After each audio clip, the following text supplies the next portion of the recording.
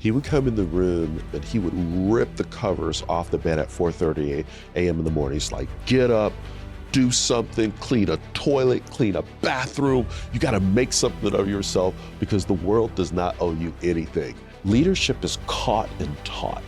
So what are people catching from you? Do they believe you care about them? Do they believe that they can trust you? Do you give them feedback on what they're doing right instead of what they're doing wrong? You might be the owner, you might sign the check, you're the one that's looking at the margins, but it's the people that actually makes the engine go. How often do you dial into them? How are they doing? Research says 1 minute spent on recognition creates 100 minutes of initiative. Because here's the deal, when you find your brilliance, you find your joy. When you find your joy, you find your voice. And when you find your voice, you find your freedom. All right, so this is my first ever in-person podcast interview, so it had to be super special. I got to sit down with a good friend of mine, Simon T. Bailey, and he's known for a lot of things, but this video of his that went viral in 2019 with 91 million views gives you an idea of what Simon is about. By the time a child is 17 years of age, they have heard no 150,000 times and only yes 5,000 times. Now, this episode isn't just learning about how to be more successful, but it's about how to experience more joy in your life while doing it. Simon T. Bailey is one of the most sought after speakers in the world. He's trained and coached franchisees and executives of some of the biggest franchisors in the world, like McDonald's, Taco Bell, Marriott, American Express, and the list goes on. He's recognized in Success Magazine alongside names like Tony Robbins, Oprah, Tom Brady, Tim Ferriss, and John Maxwell as one of the top 25 people who will help you change your life. So in this episode, you'll learn how to bring more happiness and fulfillment into your life regardless of your current circumstances. We break down why entrepreneurs struggle and what to do about it. And Simon talks about his journey with entrepreneurship, the failures that he's had, the rejection he's encountered. So you get an insight into his world as well. We also talked about Simon's new book, Brilliance at Work, which is a must read. It's absolutely amazing.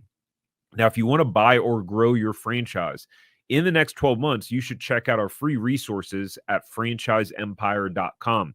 And if you want to work with me and my team on finding or buying a franchise or resale business, then you can go to franchiseempire.com/check territory, and you can schedule a free call to see what's available in your area. The link is also in the description below.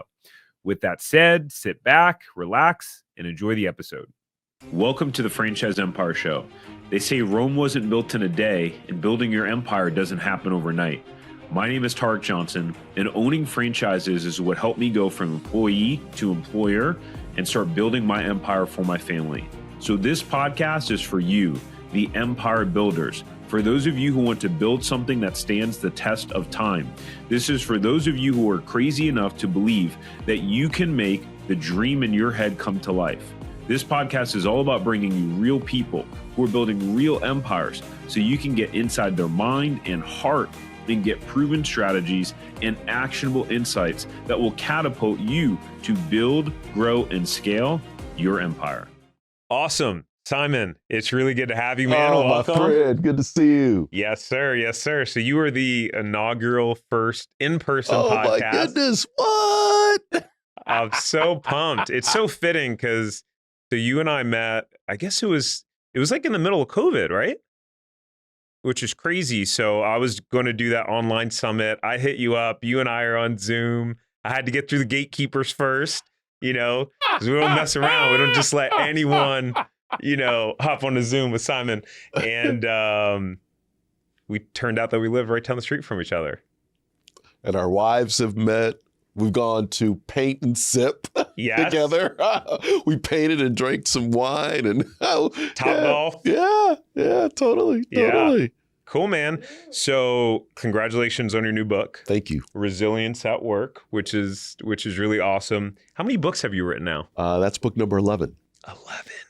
Wow. So what drives you to write so many books? I see and read so many things and I watch so many things and I'll just get a thought.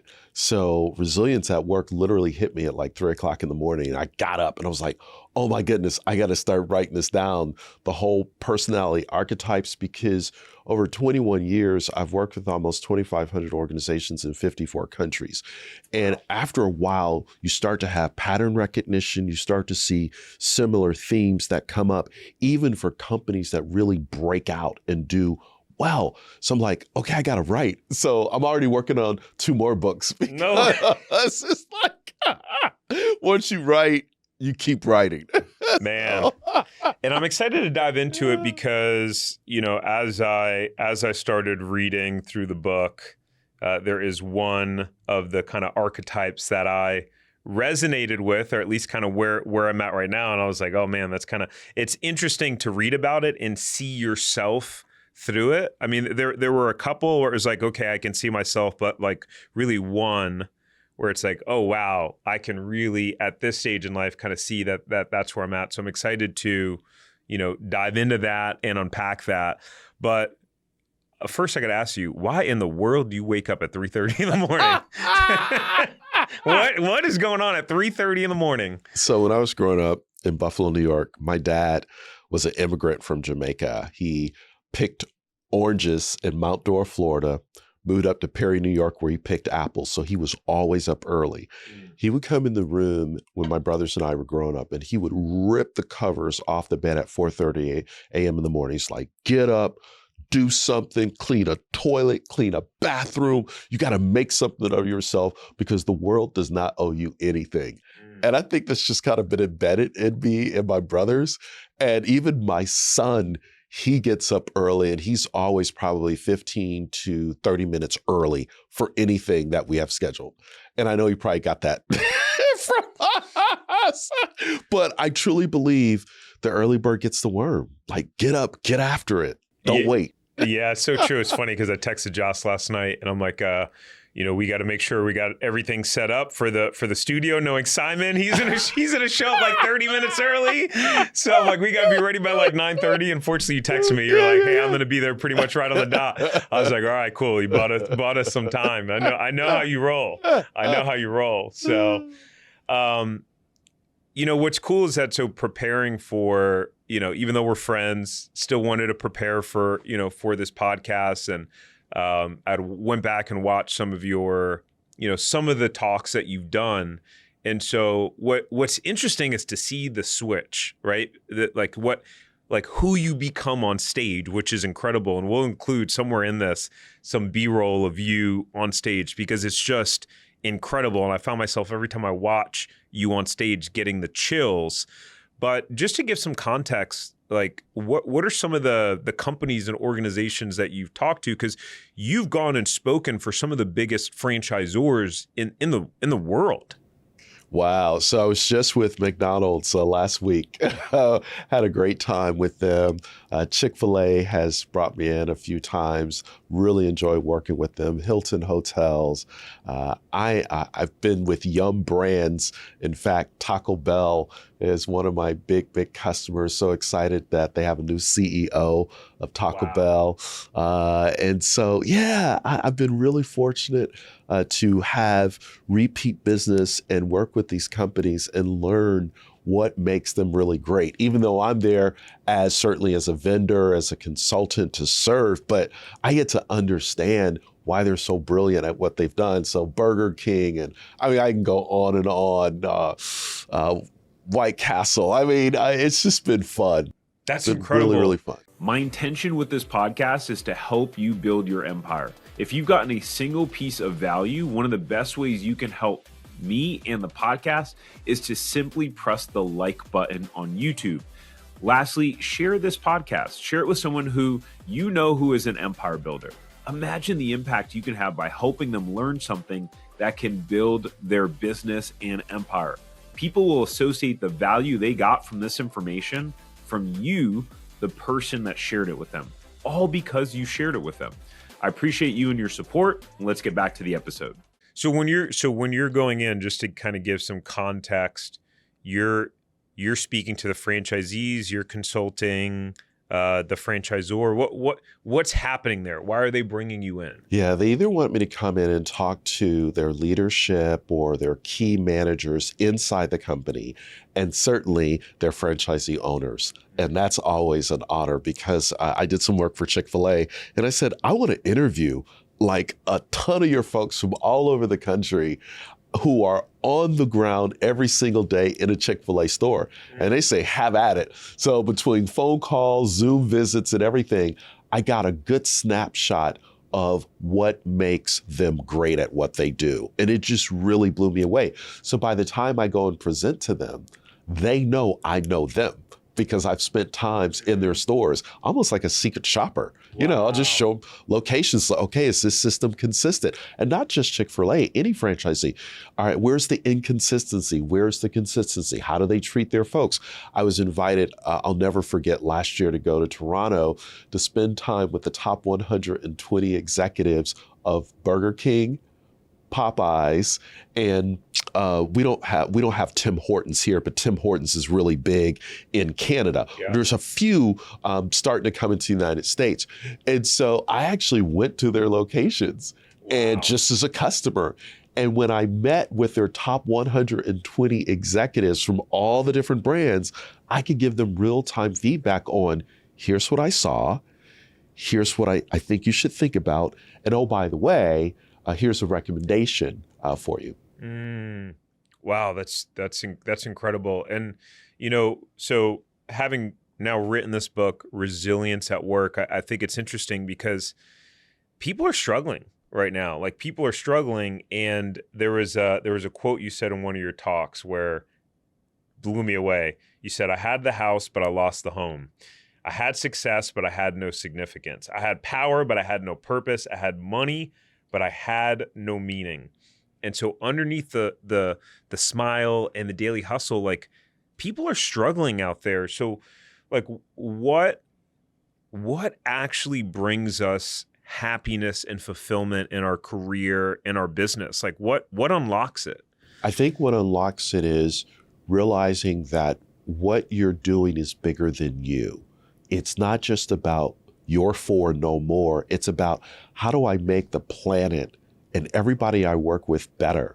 So if you're running a business, you might be the owner, you might sign the check, you're the one that's looking at the margins, but it's the people that actually makes the engine go. How often do you dial into them? How are they doing? Because if you're dialed into them, they're gonna be dialed into your customers. But if you're not dialed into them, you're not gonna have a great customer satisfaction. Your net promoter scores are gonna be in the toilet because people don't feel like they're cared for. So the bigger purpose, the bigger meaning, it's not about me, it's about we. And when you just make that shift, how do I always make it about people? Now, with that said, it's not forgetting about yourself. You need to take care of your mental health, practice self-care, do all of the things to make sure you show up to be 100% full on. But the individuals that look to you for leadership is caught and taught. So what are people catching from you? Do they believe you care about them? Do they believe that they can trust you? Do you give them feedback on what they're doing right instead of what they're doing wrong? And those are just some of the things that I've observed. Leaders and individuals who are fulfilled, owners who are fulfilled, because they recognize when I am kind and I'm helping others and I take off the Superman cape and just be in the moment with people, that unlocks people to say, you just saw me. Dr. Maria Music at the University of Michigan says, human beings need three things. They need to be valued, they need to be seen, and they need to be understood.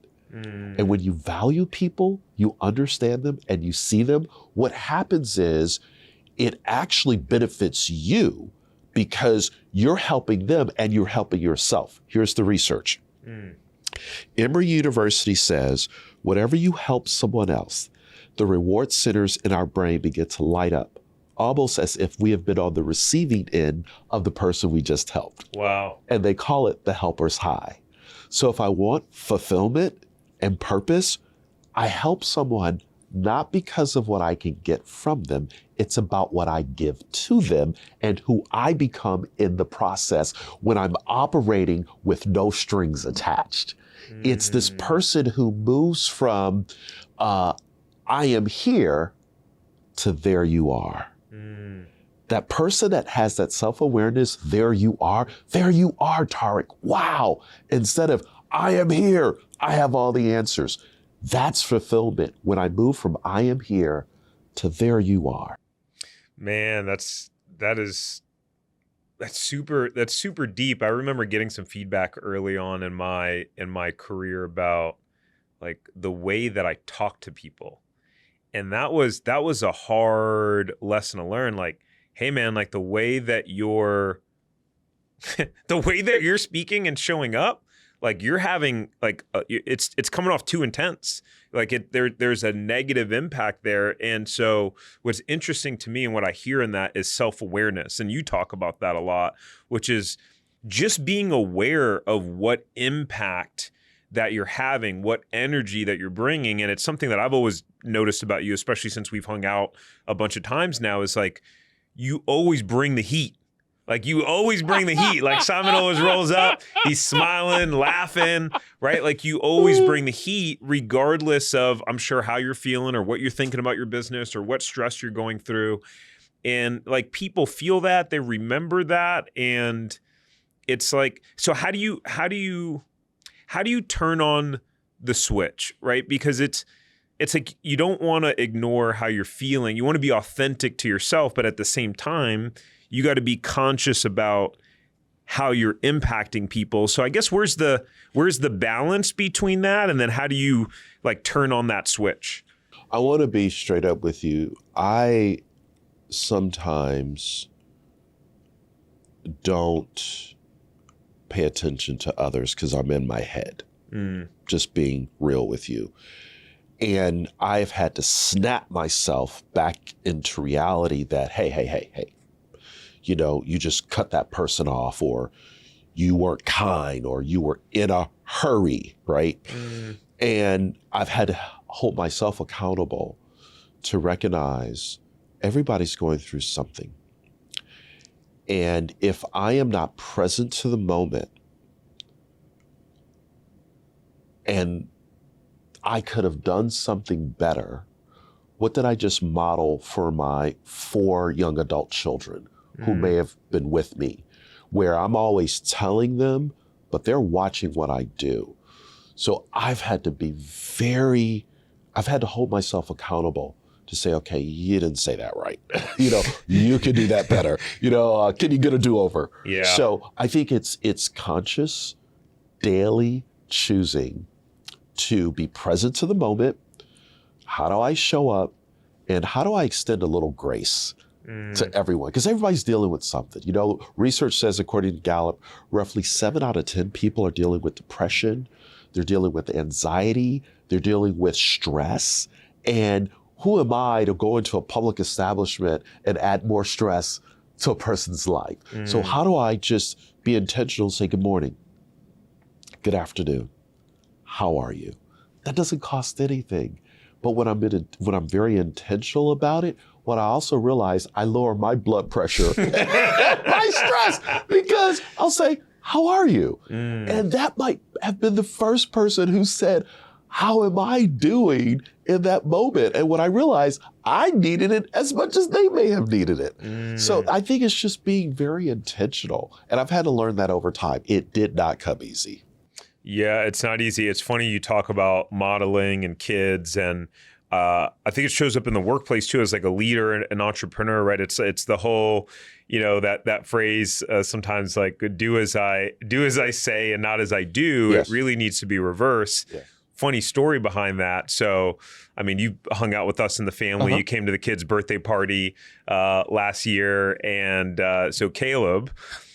You know, we have the baby gate at the front of the stairs. And so sometimes, you know, I'm still in my 30s. I still got some swag. So sometimes I jump over the baby gate from the stairs if I'm feeling myself that day. And so one day I came home, this is actually just a couple weeks ago, and I walk in the house from coming from the office, and Caleb kind of walks up and he's got this like look on his face like he did something. And he's like, the baby gate fell over. And he looks like real serious and kind of nervous. And I'm like, I immediately knew. I'm like, Caleb, did you try to jump over the gate? He goes, yeah, because you do it. Oh my goodness, I love it. So it was a funny moment, but in that moment, it made me realize the little things that you're not even thinking about that either your team sees, your family sees that you're doing in the way that you're showing up versus like what you're saying. And in that moment, it was hilarious, but it scared the crap out of me at the same time because I'm like, wow, what else am I modeling that I am totally unaware of? So good, because when you think about the owners that are listening to us right now, do you cut corners in your business? Do you take a shortcut? Or do you realize that not all money is good money? What are you modeling for how you run your business? Do you open up your books to your team to say, hey, here's how we make money, here's how we lose money. Here's why it's important to keep the floors swept and the tables clean and whatever we're doing, because everything speaks. Everything. Hey, I hope you're enjoying the podcast episode so far. One of the most consistent things that we hear from people that reach out to us is that buying a franchise feels really confusing. There's so many options out there. It's a scary decision. They don't know how to vet or do the due diligence or really narrow down on the right franchise for them. And then they really feel alone in the process. You might be the only one in your family who's ever pursued buying a franchise or being an entrepreneur. Or maybe you've tried to start a side hustle before, or other businesses like me. Like before franchising, I was not able to crack the code on entrepreneurship. I'd like to invite you to reach out and work with us. We've helped many clients buy franchises, get them profitable, or buy resale businesses that are thriving. I'm talking about highly profitable resales, great value. We've allowed many of our clients to actually quit their job right away and replace their income immediately. So if you want to work with me and my team on finding or buying a franchise, doing due diligence, vetting it, or resale, then go ahead and go to tariqjohnson.com/consulting, and we're happy to see if we can help. All right, enjoy the rest of the episode. Yeah. So what are you, I mean, you're on the ground level, you're talking to, meeting with entrepreneurs. Let's take it a step back for a second. How did you come up with the archetypes in the book Resilience? You've got some archetypes. How did you come up with those and label those and tell us who they are? Yeah, so the archetypes, hurry, worry, ready, and steady, +1, which is curious. I said, how do I speak to individuals and keep it simple where they can grasp in a nanosecond, here's what this personality type is. And what I start doing is to start looking at all the different organizations we have been in, companies and individuals that we had coached. And I said, oh my goodness, there's this personality that's always in a hurry. They don't have time to slow down. They're moving on to the next thing. And in our research, so we just are getting ready to release a white paper that we've done some analysis of 1,000 Americans, a 95% confidence level, 3.1% margin of error, just measuring and looking at how does hurry and worry show up. And what we discovered, 56% of Americans feel as if they're always in a hurry. They never have a time to slow down. 48% of working Americans are worried about the future.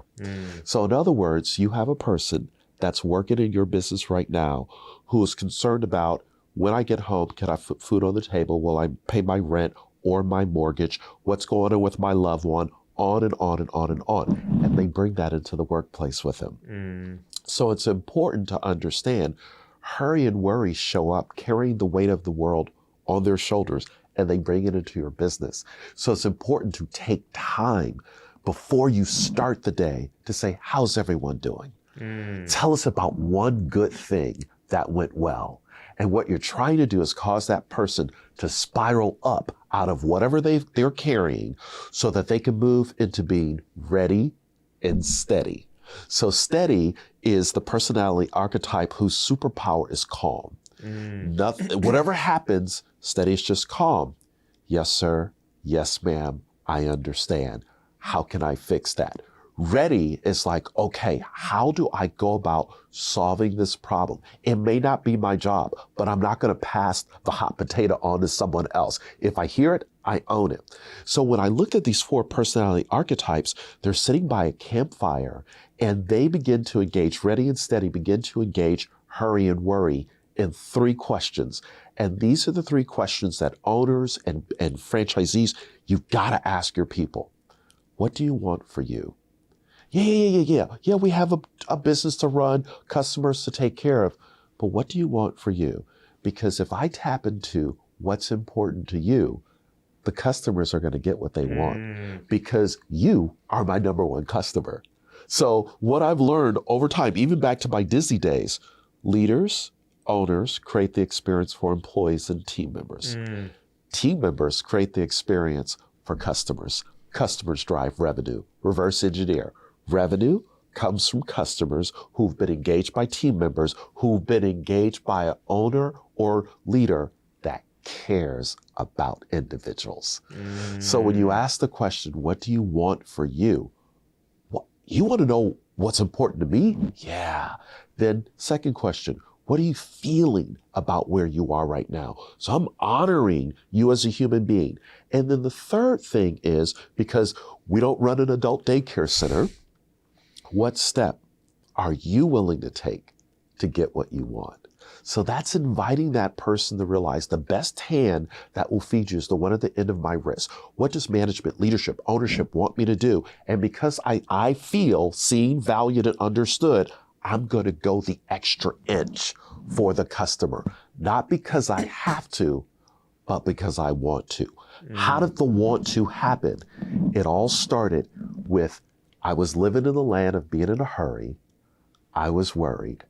I work for management ownership that is ready and steady, who sees me where I'm at. They meet me where I am, and they invite me through questions to identify what I can do better. So instead of telling you should do this, you should do that, you're inviting me to be a part of the solution, and I will do it so that I can represent this business in the best possible light.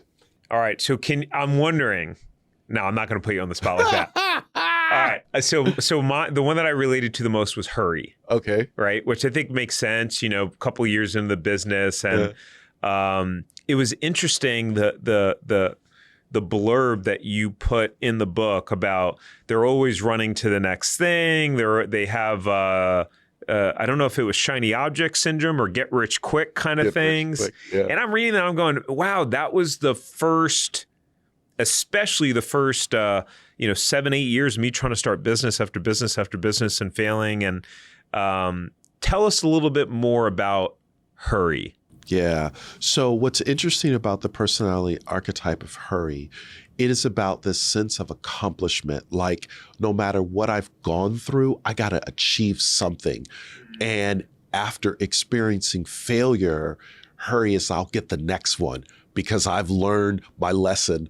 And maybe they did, maybe they didn't. But it's always reaching for something. They never want to settle for the status quo.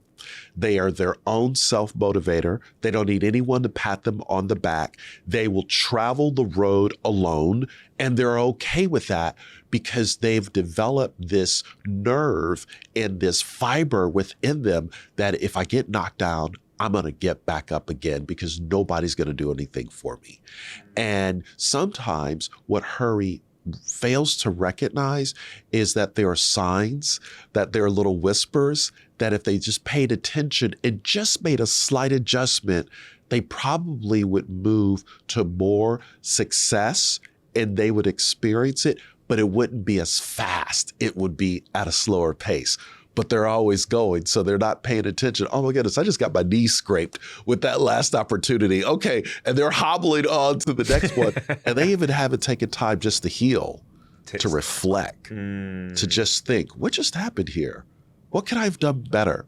What if I go and talk to someone and get their take? Because, the old saying, you can't see the picture when you're in the frame. Yeah. So hurry, they're like, yeah, I got it. Now, the interesting thing is the hurry personality archetype is a quick study. They can sum things up very quickly because their brain connects dots. They can smell the money. They can see the opportunity. But sometimes that need to achieve outweighs the power of patience and waiting and slowing down to the speed of the moment to say, what's really going on here?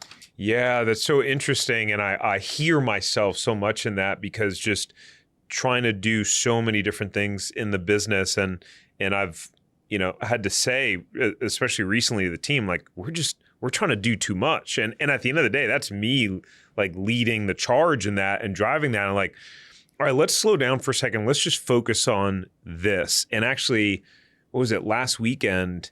Like, we're making changes in the business and the way that we serve the people that we work with. And I'm in my head thinking, how do we do this? How do we do this? And what I realized, I'm like, oh, we survey our clients.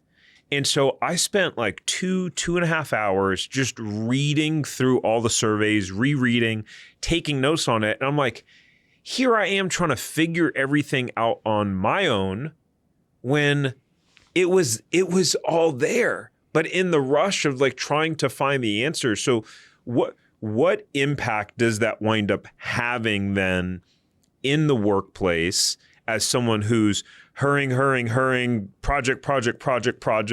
Like, how does that wind up impacting the people around them? Yeah, so you create more busyness than effectiveness, number one. Number two, it causes some frustration for people who are not wired to Hurry's personality to say, if Hurry would only listen to this particular insight, maybe it will help us in the long run. The other thing is sometimes there's a loss of not only patience and revenue, but a loss of loyal customers who come back time and time again, who are like, you know what, I'm not coming back because this business doesn't get it. They don't see that, hello, this is what I really need. But sometimes we're in a hurry on to the next thing, and we haven't taken time to look at the data. The data doesn't lie. The data doesn't lie. Speaking of data, in kind of talking about resilience, 55% of working Americans would take a slightly lower paying job to work for a manager or leader who inspires brilliance. What does that mean? That's what we found in our research. So brilliance, when we ask 1,000 people what is brilliance, they define brilliance as intelligence, confidence, performance. All right, that's how they defined it. So if 55% of people said they would go and work for a manager that unlocked their brilliance, they want to go and work for a place that boosts their intelligence, their confidence, their ability to solve a problem, and they don't want to work for a manager that blocks their brilliance because that blocks their potential. So when their alarm clock goes off on Monday morning, they're like, I don't want to go work for that guy. I don't want to go work for her because they block me. Or they're like, you know what? I can't wait to get to work because I know they have transferred psychological ownership to me and I can take the business to the next level. I can make suggestions and some of them will be heard and implemented. Others might be tweaked, but do people have a voice? Because here's the deal. When you find your brilliance, you find your joy. When you find your joy, you find your voice. And when you find your voice, you find your freedom.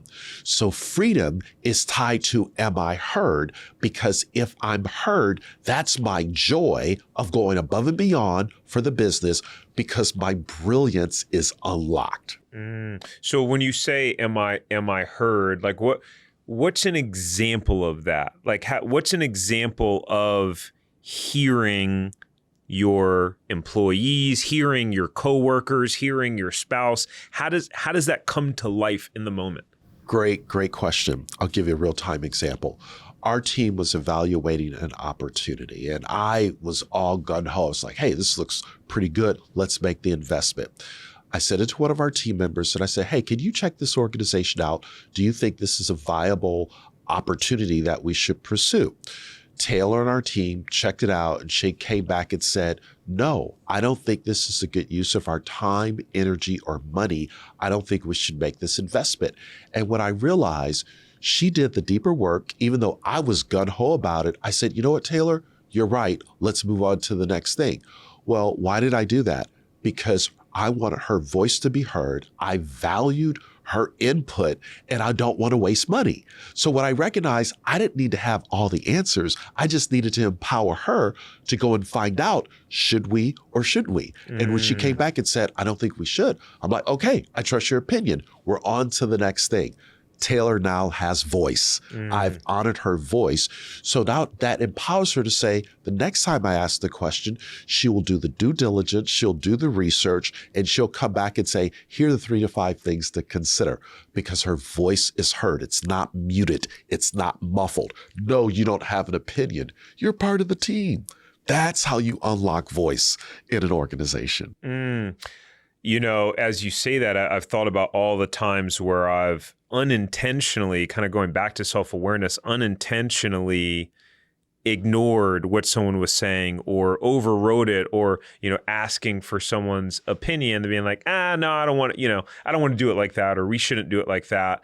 And so it's, man, I could see how it can erode culture. I've been in an environment before where it was like, well, like, you ask for my idea, but we never do it anyways, or it's never like implemented. Like, how much does that actually come up in the workplace, and the feedback you hear is just people wanting to leave and go start their own business because it's just like, man, I've got all these ideas, but like every time I bring it up, nothing happens. So one of the great organizations that I've done some work for is Whataburger. The Whataburger franchise based out of Texas, what they've done is phenomenal.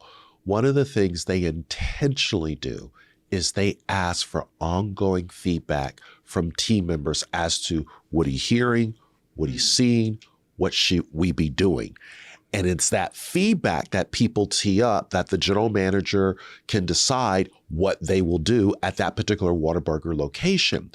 The reason I love this example is because research says 1 minute spent on recognition creates 100 minutes of initiative.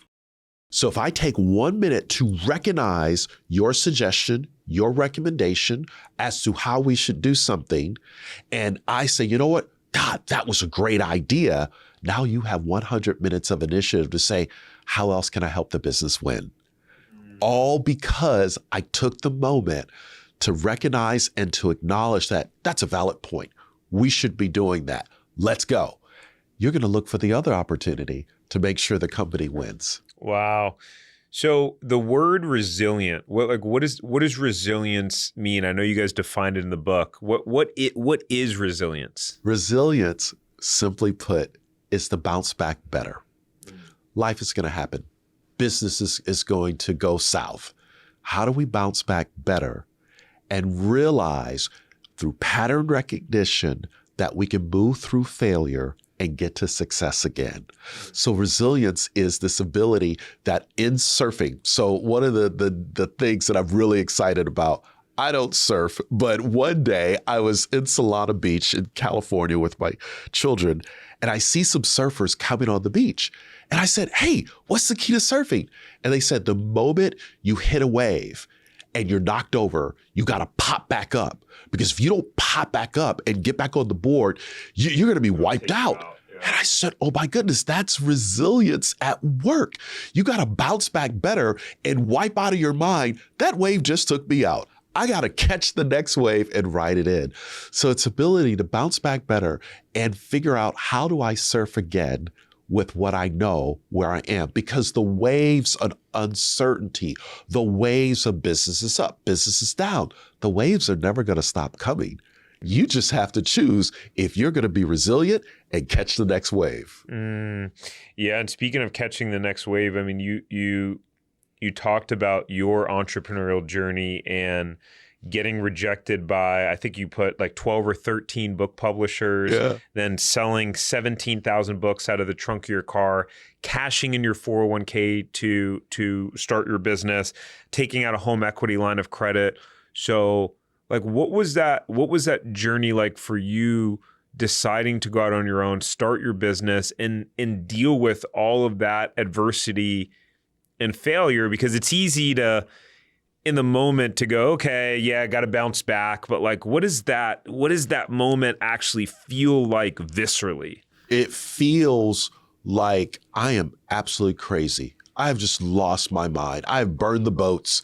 Like, this is, what am I doing? And you sit many times with the story in your head of, okay, that didn't work out.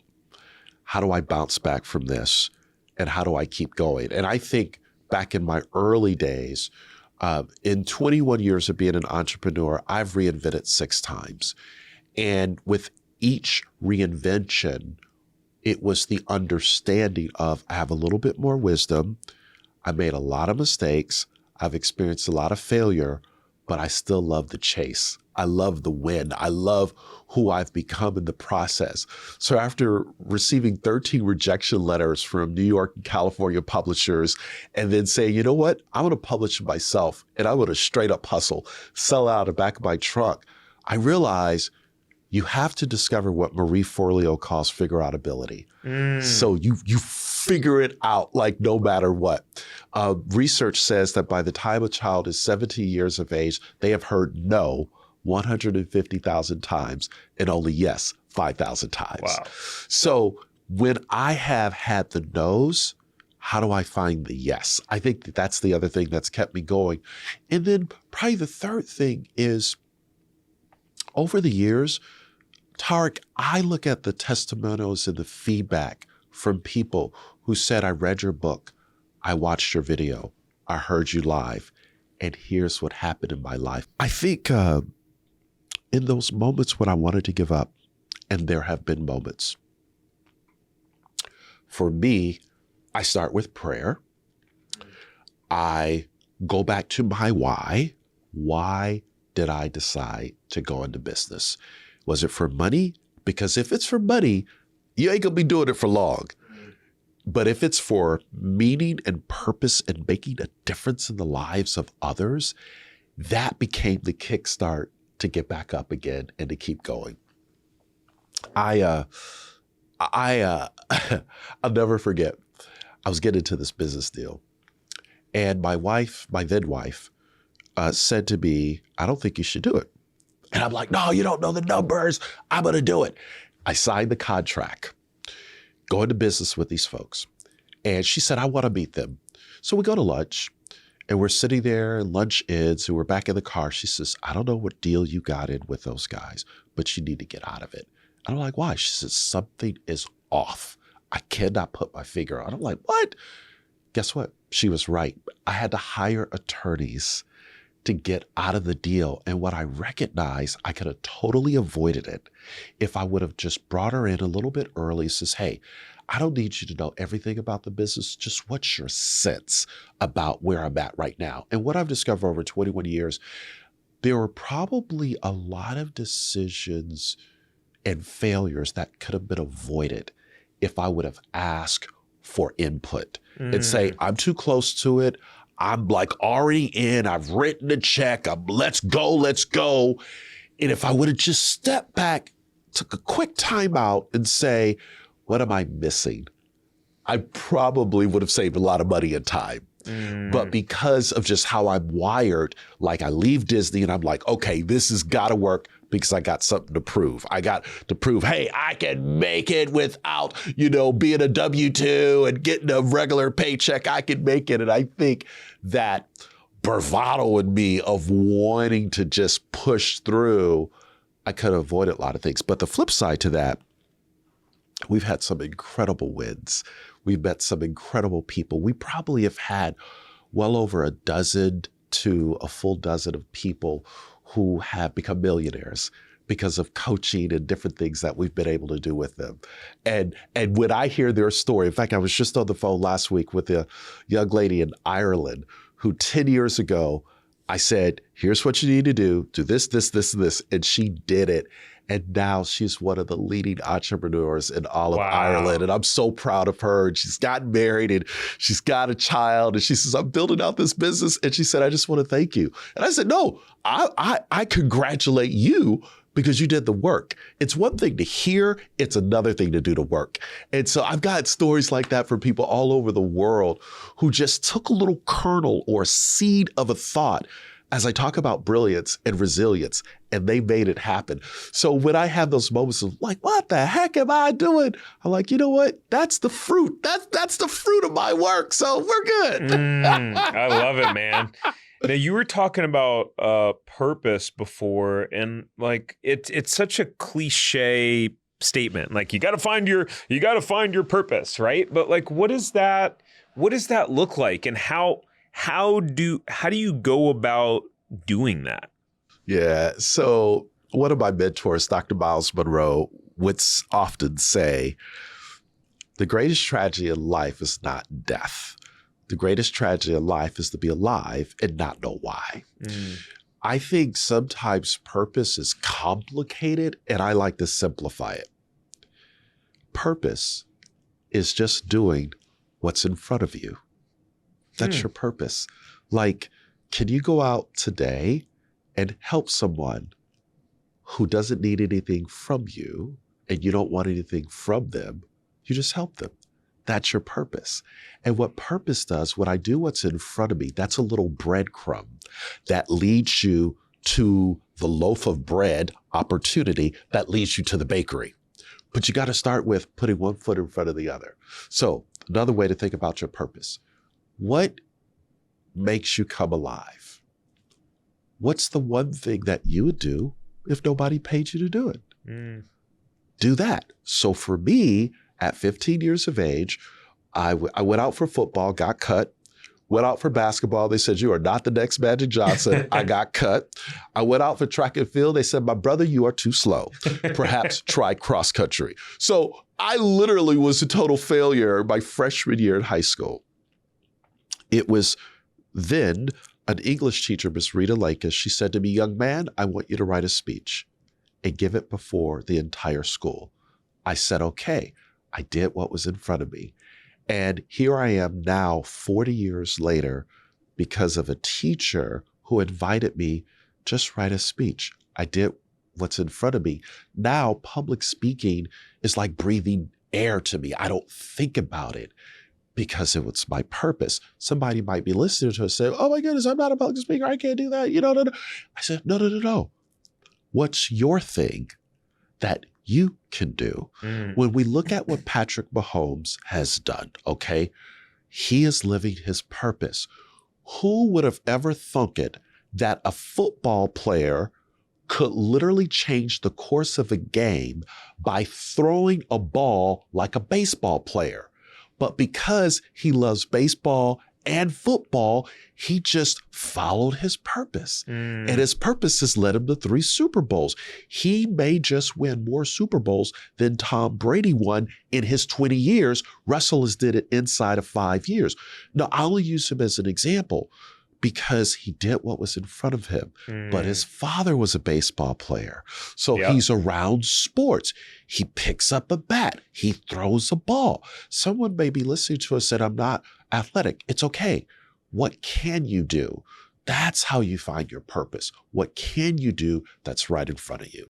Yeah, I love the example because for me, for many years, I've found myself struggling trying to copy other people and what other people are doing. Like they're doing it that way, I got to do it that way, instead of trusting what's like, my own unique gifts and talents. And I've seen it show up in the business recently. And it's those moments of, you and I were talking about the newsletter, before we started recording. And what's interesting, we do a video version of it on YouTube. And because there are some folks out there doing newsletters and they have, they're like, we got 30,000, subscribers or 40,000 subscribers. We don't have that many. We have thousands. But I just thought, what can I do that's unique to me? And I'm like, oh, we can do the newsletter and then I could do a video version of it every week. And we've actually we've gotten a bunch of new clients from that were like, hey, we watched the newsletter. And like, we really connected. We liked you guys' style and the way that you worked. And I was like, huh, interesting. And it was something that was so kind of easy to execute on, but it's so easy to get caught up in, I don't know, guilting yourself or beating yourself up on like, oh, those people are so good at that. Why am I not good at that? I think it's really interesting. Let's pivot for a second. For someone that's out there right now they're doing well, right? Doing well meaning that they've been able to provide financially for their family. They've reached a certain point either in their career or their business, but behind it all, behind the cars, behind the house, behind the retirement account, they're struggling. They're feeling unfulfilled. Something is missing. What do you say to that person? Wow. So the first thing I would invite that person to consider, what is missing for you? If you just had to take out a blank sheet of paper, could you write down, what do you want for you? What's missing? And 9 times out of 10, it might start with them looking at where they are spiritually. Spirituality means different things to different people. So where there is a void after you've had tremendous success, could the void be insignificance, or what does significance look like now? So you got to start there. The second thing is, who knows you really well? Spouse, significant other. When's the last time you've had a heart-to-heart with them to say, you know what, have achieved a lot, but there's something missing? What do you hear? What do you see? Because they become a mirror for you to reflect back what you don't see or what you don't know about yourself.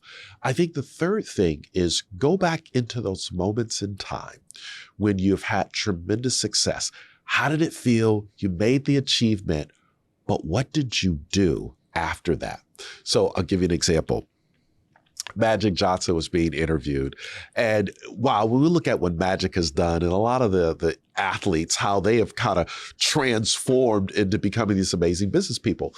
And Magic Johnson said, you know what, after he had tremendous success, he told his team, let's celebrate for 5 minutes and let's go back to work with purpose.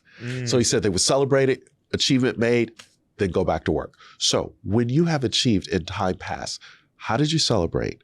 But how did you return to work with purpose? And that work with purpose is not just the business. How did you impact the community?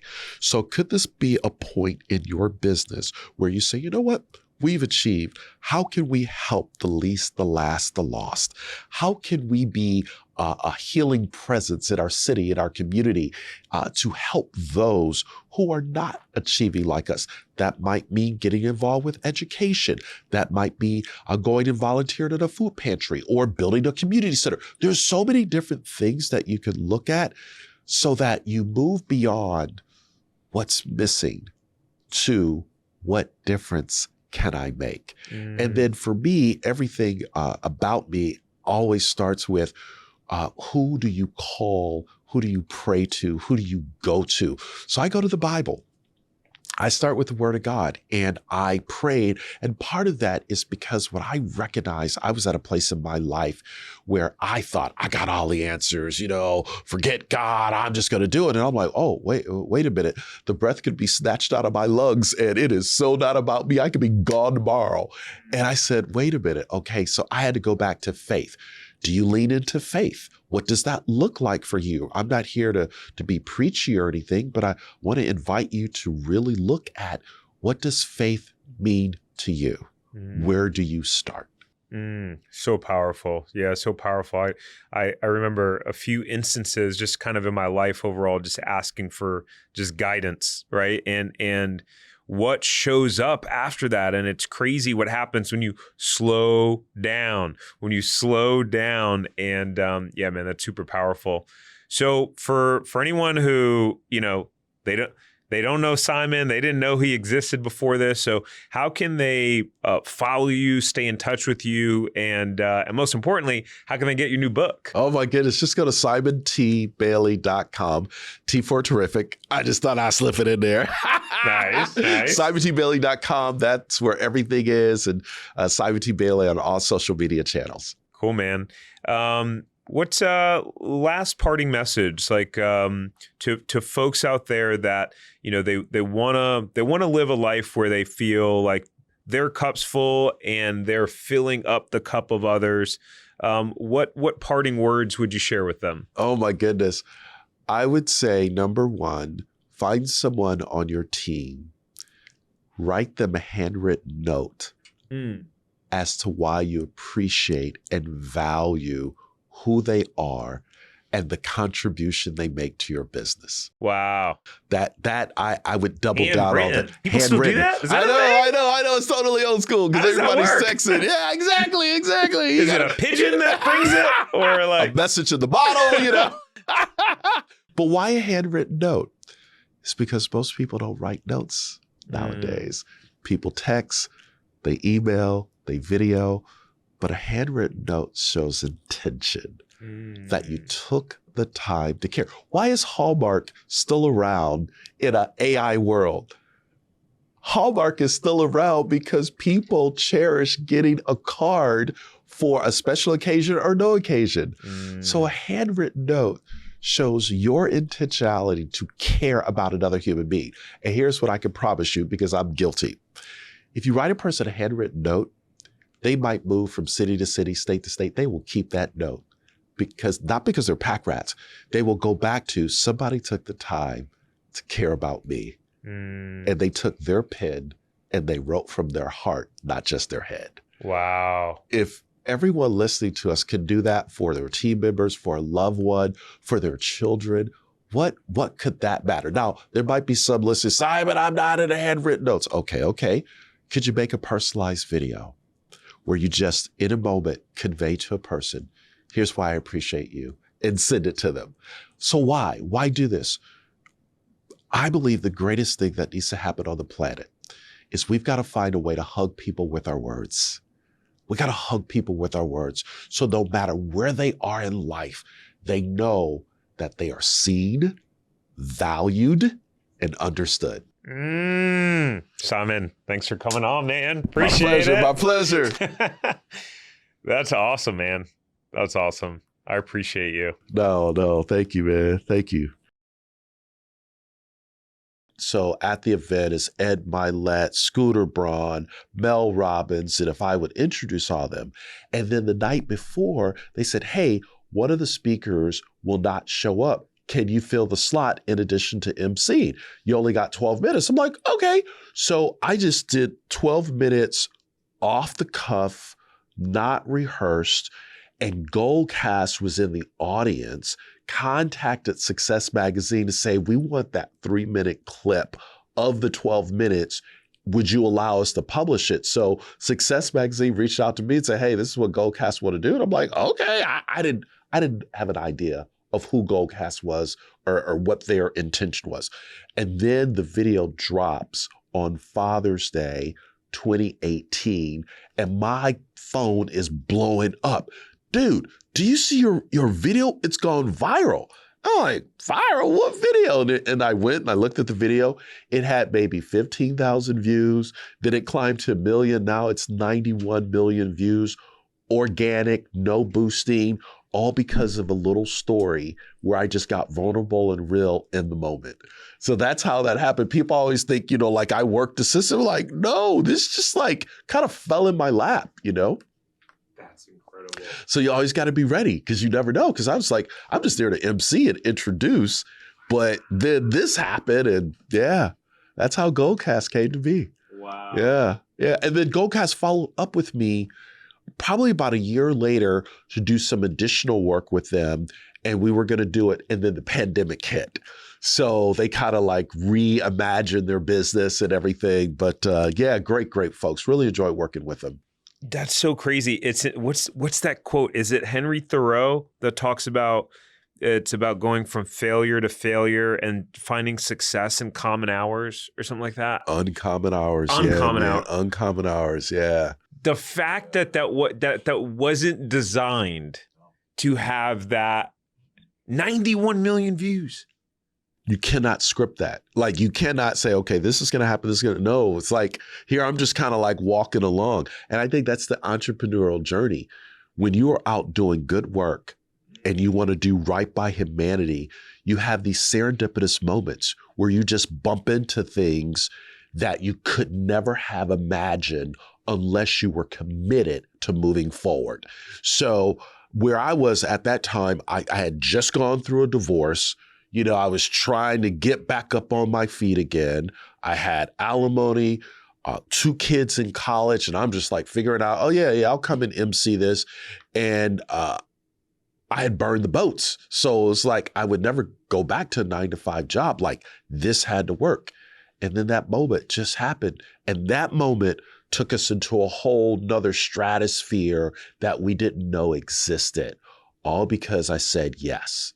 So sometimes you say no to protect your yes, because there'll be an opportunity for you to say yes and it's right. And you're like, okay, let's go. You know, and that's that entrepreneurial juice. We're like, yeah, the hard work is paid off. You know, when I'm up 3 or 4 o'clock in the morning, nobody's around, and I'm just writing and thinking, getting ready for moments like that. That's that crazy. You can never make up. It reminds me of the, you know, Eric Thomas. Yeah. It reminds me of Eric Thomas when he talks about him blowing up. Was I guess that video about, you know, with him talking to the kids and, you know, if you want to be successful as bad as you want to breathe. And apparently he said that video was dead. It was dead. It was on YouTube for years. And all of a sudden, randomly, it picked up steam and then started going viral. And that launched his success. And it's like, wow. That is like, it's almost like that is the epitome of resilience. I see resilience in that because all the days you could quit, all the days you could give up, and it's like you randomly show up, you're just kind of doing your thing, not expecting anything, and then that's when magic happens. Yep. So you got to stay the course, because it's so easy to quit and say, the heck with this, what am I doing? But you keep going, you know, and you have those moments. So. Yeah. Hey, before we go, thank you so much for listening to this episode. Please subscribe here on YouTube if you haven't already. And the biggest thank you that you could ever give me is to share this episode with someone who you think will benefit. That means that we can share this message with more people and hopefully positively inspire them like we have you. So thank you. And until next time, go build your empire.